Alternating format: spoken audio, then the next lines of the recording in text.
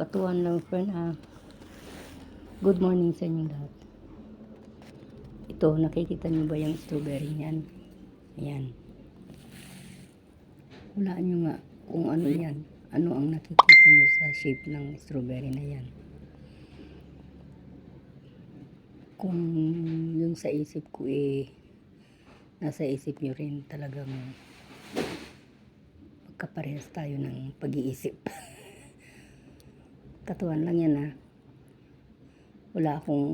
wala akong pabibigay na premyo. Basta katuwaan lang friend. Kung ang nasa isip nyo nasa isip ko rin. Ba? Parang kasi pag may nakasagot yan, sasabihin ko rin yung nasa isip ko. Okay, friends.